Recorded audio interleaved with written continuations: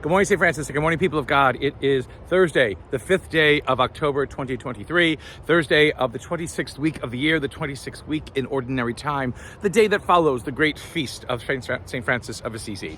Coming to you this morning from our great field here at the Franciscan School, where we have our soccer fields, our lacrosse fields, our baseball diamond over there in the back. And then over my shoulder over here, you can see one of our playgrounds right over there. Quiet morning still as the school has just gotten underway. We had a fantastic performance and acting out of the life of St. Francis of Assisi by our fourth grade, part of our tradition here in celebrating Francis Week here at the Franciscan School. And so beautifully orchestrated and performed narration of the life of St. Francis.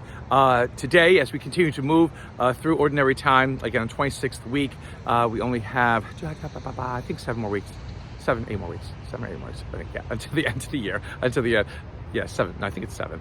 7 weeks into the end of our liturgical year. So again, we are on the downward slope as it is as we head towards the end of our church year.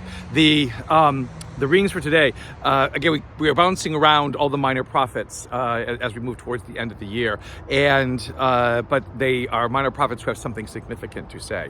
And so Nehemiah, we had Ezra a couple of days ago, again, talking about the restoration of Jerusalem and the restoration of the Israelites into the Holy Land and the rebuilding of the temple at the decree of Cyrus, the emperor of the Persians, releasing them from bondage in Babylonia. And now in the book of Nehemiah, who kind of, with Ezra, reinstitute the great priesthood in Israel, they have recovered one of the books of the Torah, the first, the section of the Old Testament that is the first 5 books of the Old Testament.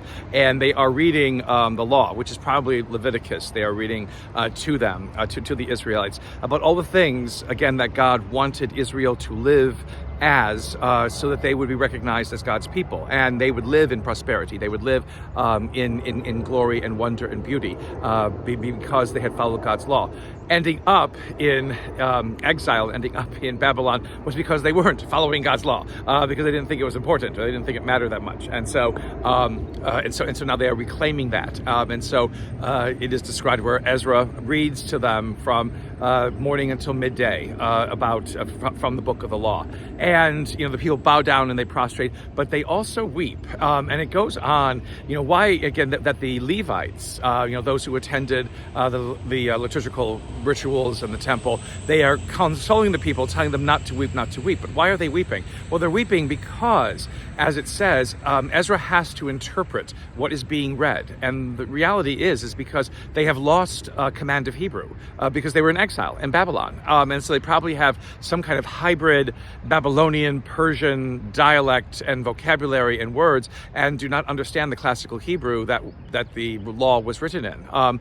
Thankfully, Ezra seems to have retained it, or some people seem to have retained it, to be able to understand what God desired. And so that is why Ezra is interpreting this law, because the people have forgotten it and do not understand it. And so the tears come because of recognition again that their ancestors, in their constancy of wanting to listen to God or trust God or believe that God would guide and be with them all the time, had them lose much, and now they're just reclaiming it again.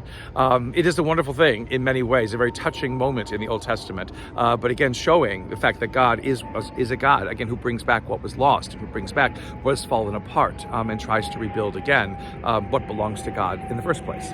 In the Gospel today, we have Luke's sending out of a number of people. In Matthew's Gospel, it's 12, and then it kind of will be 72 later on.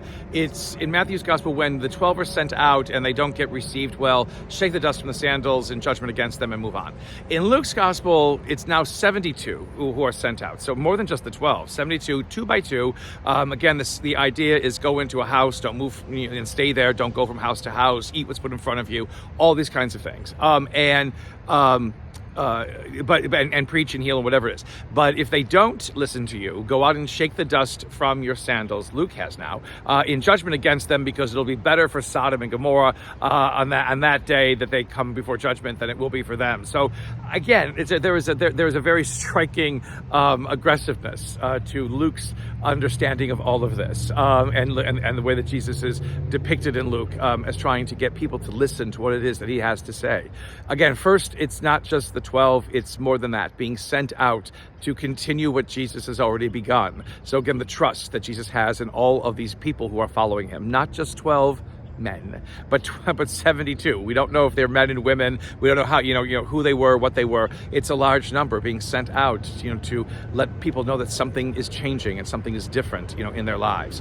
But again, the sense in which this is serious business, and they have to believe it, and they have to want to believe it, and have to want to see, how wonderfully new and invigorating and dynamic this is. And so Jesus says, if they're not going to listen to it, then they're going to be placed in jeopardy. And it's going to be condemnation for themselves, and they need to wake up and to realize this thing. And so this great action, of shaking the dust from the sandals and moving on, and basically calling out in some way judgment upon them.